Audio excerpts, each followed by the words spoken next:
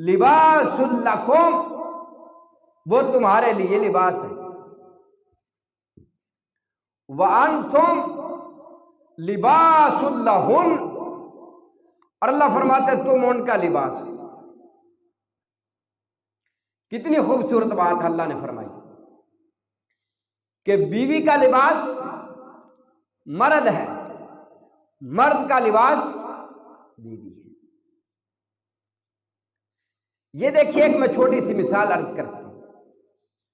یہ دیکھیے، یہاں سے میں نے لباس کو سیڈ پہ کیا ہے تو نیچے سے جسم ننگا ہو گیا۔ جب آپ کی بیوی میں کوئی کمی ہو، کوئی غلطی ہو، آپ اپنی بیوی کی غلطیاں، کمیاں، کوتاہیاں دوسروں کو بتائیں گے، پھر وہ گھر کبھی آباد نہیں ہوگا۔ کیوں؟ تم اپنا لباس ہٹا کے تم جسم کو ننگا کر رہے ہو۔ انسانی ناطے پر،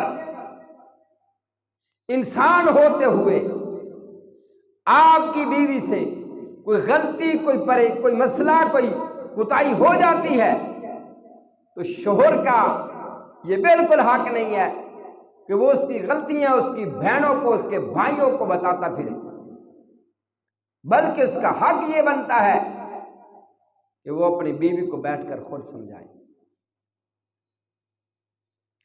اور اگر کسی بیوی کے شوہر میں، کسی خاتون کے شوہر میں کوئی مسئلہ ہو، کوئی کمی کوتاہی ہو، کوئی غلطی ہو، تو وہ بھی اپنے بھائیوں کو، بہنوں کو، رشتہ داروں کو، غیروں کو، اپنوں کو، اپنے شوہر کی کبھی کوئی غلطی ان کے سامنے بیان نہ کرے، ورنہ یاد رکھو پھر یہ گھر ٹوٹ جائے گا۔ جسم کو ننگا کرو گے، لباس ہٹاؤ گے، جسم ننگا ہوگا۔ سب سے پہلی بات اس بات کا خاص خیال رکھنا ہے، خود بھی صبر کرے، اپنے شوہر کو سمجھائے، وہ سمجھ جائے گا انشاءاللہ۔ جب غیروں کو بتاؤ گی تو پھر یہ معاملہ خراب ہوتا چلا